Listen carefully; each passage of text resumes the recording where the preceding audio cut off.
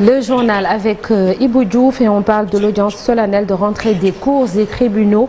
C'est aujourd'hui. Exactement, Sokhna Nata, l'audience solennelle de rentrée des cours et tribunaux pour l'année judiciaire 2023-2024 se tiendra donc le 25 janvier, a-t-on appris donc la Cour suprême. La cérémonie sera présidée par le chef de l'État, président du Conseil supérieur de la magistrature, indique donc ce communiqué. Le thème de l'audience solennelle est la protection de la vie privée. Le discours d'usage sera donc prononcé par Barou Diop, conseiller délégué à la Cour suprême. Alors on poursuit pour parler de cette partie du collectif des 44 candidats spoliés.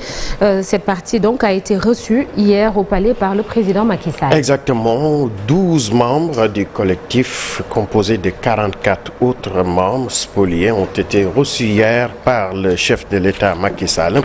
Le collectif des candidats spoliés donc a profité de cette rencontre pour exposer au chef de l'État ses griefs sur le contrôle des parrainages et le fichier électoral. Parlons à présent de l'affaire Pape Sané, chroniqueur à Walf TV, qui est poursuivi pour diffusion de fausses nouvelles. Donc son cas sera examiné aujourd'hui par la chambre d'accusation du tribunal de Dakar. Le parquet qui s'oppose à la liberté provisoire accordée donc au chroniqueur demande l'envoi en prison de Pape Sané, donc, qui est accusé d'avoir publié un texte diffamatoire sur le limogeage de Jean-Baptiste Tine, ex-haut commandant de la gendarmerie. Alors on poursuit pour parler du grand Magal, du Magal de Porokhane. Mame Diarra Bousso, la mère de Cheikh Ahmadou Bamba Mbacké, célébrée aujourd'hui. Oui, le Magal de Porokhane, donc, qui célèbre, comme vous l'avez si bien dit, la mère du vénéré fondateur de la confrérie, Mame Diarra Bousso. L'événement donc aura lieu aujourd'hui même à Porokhane. Sokhna Mame Diarra Bousso et la deuxième épouse du marabout Momar Anta Sali Mbacké est la mère de Cheikh Ahmadou Bamba, fondateur du mouridisme. Plusieurs milliers de fidèles sont donc attendus aujourd'hui dans la cité religieuse Sokhna Nata. Alors, on parle à présent de la Coupe d'Afrique des Nations en Côte d'Ivoire. 8e de finale, le Sénégal défiera la Côte d'Ivoire. Exactement, le Sénégal qui hérite donc de la Côte d'Ivoire. Ce sera dans les 8e de finale, un match choc très attendu contre les pays organisateurs. Donc, dans les autres rencontres, on aura Angola, Namibie, Nigeria, Cameroun, Guinée équatoriale, République de Guinée. Et le dimanche, on aura donc le choc Égypte, RDC, Cap-Vert, Mauritanie, Sénégal, Côte d'Ivoire, Mali, Burkina Faso et le Maroc qui défiera donc l'Afrique du Sud. Donc pour rester dans l'actualité de la CAN, les journalistes tirent un bilan satisfaisant après 9 points sur 9 obtenus par les Lions du Sénégal. Selon eux, le sélectionneur est en train donc de battre le record en sélection et maintenant le plus dur reste à venir. Voici leur réaction. Les propos sont recueillis par Mamadou Ndiaye. Bilan très impressionnant parce que ce n'était pas évident du tout. Gagner ces 3 matchs-là avec 8 buts marqués. Le plus impressionnant encore, c'est 7 buteurs différents.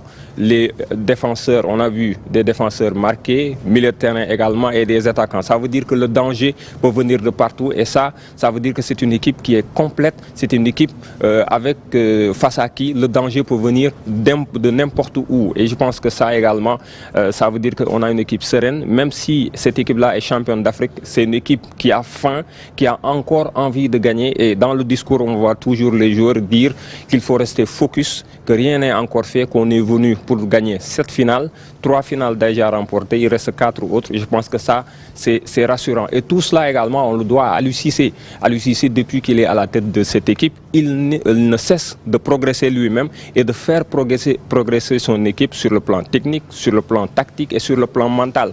Mais ça ne va pas être facile parce qu'on entre dans des phases à élimination directe où une petite erreur peut vous coûter donc l'élimination. Donc pour moi, durant ces 3 matchs, le Sénégal était dans une poule qu'on appelait souvent la poule de la mort. Donc sortir de cette poule de la mort avec 3 victoires, et mais surtout avec un seul but encaissé, un but qu'on pouvait éviter sur une erreur qui a conduit donc à ce corner.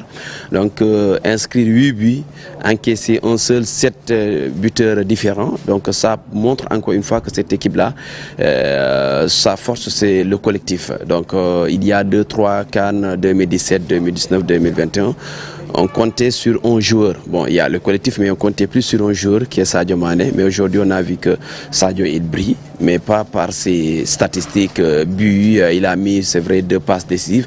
Mais derrière, on voit que dans cette équipe, tout le monde est capable de débloquer le compteur, tout le monde est capable de donner la victoire, tout le monde est capable de marquer ou de faire une passe décisive. Ça prouve encore une fois que cette équipe-là, elle a gagné en maturité. Ce ne sera pas facile. Actuellement, on sera plus qu'attendu, on était déjà attendu, on le sera plus à cause de ce carton plein. On demande plus de concentration, plus de focus. Une petite erreur lors des matchs couperés nous coûtera en fait une élimination. On a vu le Nigeria lors de la CAN passée au Cameroun faire ce même bilan. 3 matchs, 3 victoires avec une attaque impressionnante et être éliminé par un 3e. Donc on demande plus de concentration à l'équipe et on focus pour reconquérir le titre en fait. Et suite de la compétition, El Hadji Ousseynou Diouf estime que le Sénégal est l'équipe à battre malgré tout. Il a confiance aux hommes d'Aliou Cissé. Exactement, pour El Hadji Ousseynou Diouf, le parcours donc des Lions du Sénégal lors de cette phase de groupe est bien mérité selon l'ancien international sénégalais pour le reste de la compétition. Le Sénégal sera l'équipe à battre, mais toutefois, il reste très confiant quant à la suite donc, de ces événements. Et là, Ousseynou Diouf que nous écoutons au micro de Mamadou Ndiaye. Tout le monde est content, tout le monde est content, tout le monde est heureux de voir cette équipe s'épanouir sur un terrain de football et de voir aussi nos supporters aussi heureux. Je crois que pour moi, ce n'est pas une surprise de voir le Sénégal à ce niveau. On a travaillé pour, la formation est là, le sérieux est là, la détermination est là. Et je crois qu'aujourd'hui, ce qu'on est en train de vivre, c'est surtout le travail et l'amour qu'on a pour notre pays. Et pour moi, ce n'est pas une surprise. Le plus dur reste à faire, c'est de se reconcentrer. On sera l'équipe à battre. Aujourd'hui, ce qu'on fait, c'est tellement beau qu'on ne peut pas y croire. Mais maintenant, on pense à une seule chose, au prochain match, aller gagner et aller gagner sur le terrain.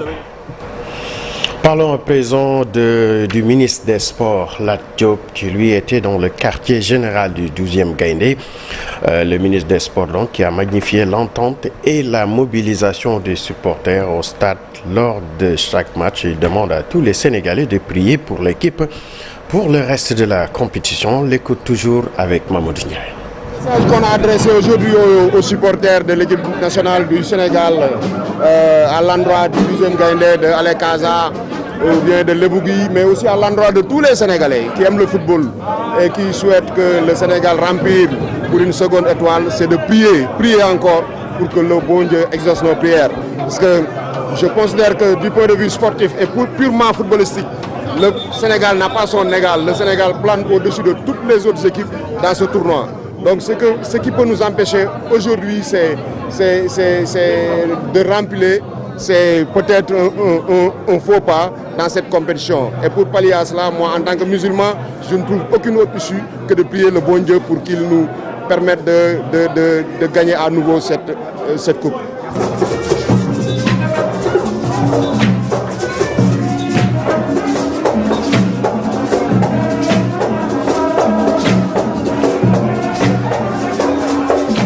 Sononata, on va reparler politique avec le collectif des 44 candidats spoliés. 12 parmi eux ont été reçus hier par le chef de l'État.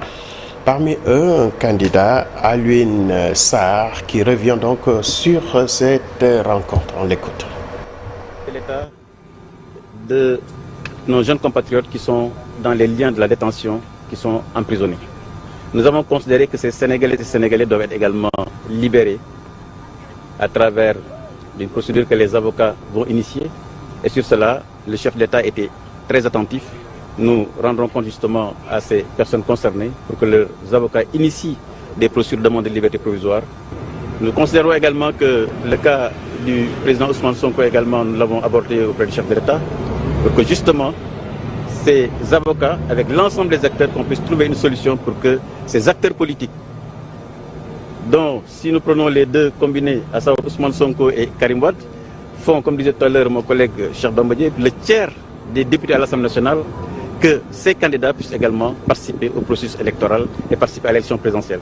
Voilà, Sokhna Nata, c'était tout pour cette première tasse actu. On se retrouve tout à l'heure. Et la deuxième tasse actu, ce sera dans une trentaine de minutes, Ibou.